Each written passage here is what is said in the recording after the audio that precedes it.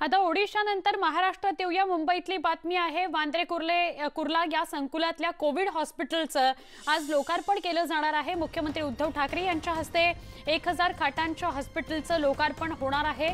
मुख्यमंत्री उद्धव ठाकरे यांच्या हस्ते मुंबई महापालिका आयुक्तांकडे हे हॉटेल सुपूर्द केलं जाईल. संध्याकाळी 5 वाजता बीकेसी मध्ये हा हस्तांतरणाचा लोकार्पणाचा कार्यक्रम होणार आहे. आमचे प्रतिनिधी उदय जाधव यांच्याकडून अधिक माहिती घेऊया. उदय, या कोविड-19च्या हॉस्पिटल विषयी काय सांगाल?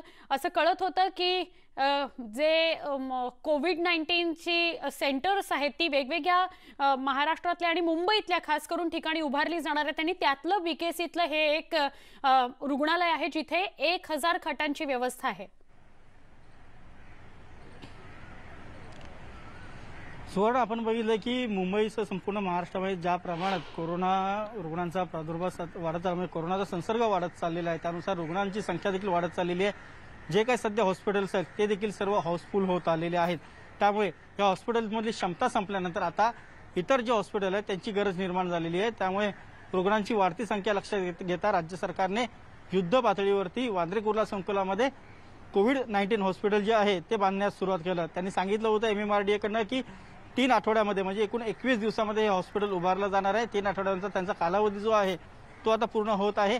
आज संध्याकाळी 5 वाजता वांद्रे कुर्ला संकुलामधील हे कोविड-19 हॉस्पिटल जे आहे ज्यामध्ये जवळपास 1034 रुग्णांची व्यवस्था इथे बेडची करण्यात आलेली आहे, ते हॉस्पिटल मुंबई महापालिका आयुक्तांकडे हस्तांतरित केलं जाणार आहे.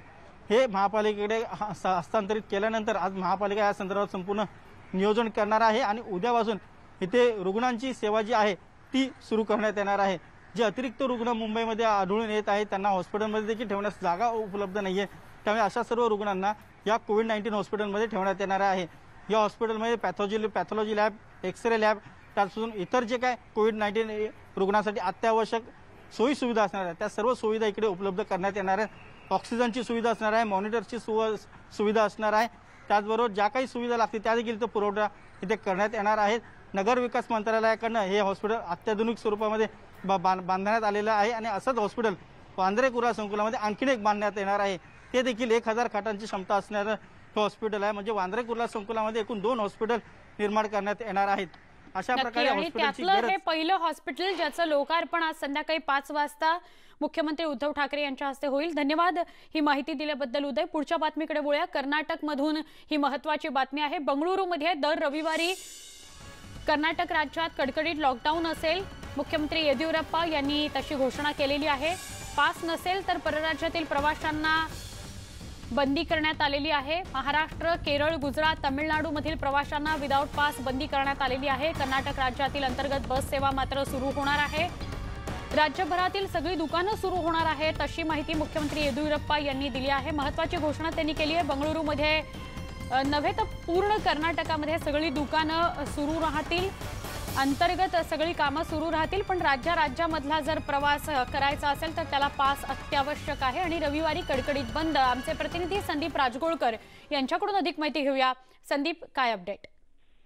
सुवर्ण, लॉकडाऊनचा 4था टप्पा सुरू झाल्यानंतर जी नियमावली आहे ती नियमावली मुख्यमंत्री येदियुरप्पा यांनी काही वेळापूर्वी पत्रकार परिषद घेऊन जाहीर केली आहे. त्यातल्या सगळ्यात महत्त्वाच्या ज्या गोष्टी आहेत त्यामुळे बघायला गेलं तर बस सेवा जी आहे ती KSRTC कडून जी चालवली जाते किंवा प्रायव्हेट ज्या बसेस आहेत, ऑटो रिक्षा आहेत, त्या सगळ्या सुरू होणार आहेत. मात्र कर्नाटक राज्यांतर्गत ही सेवा असणार आहे.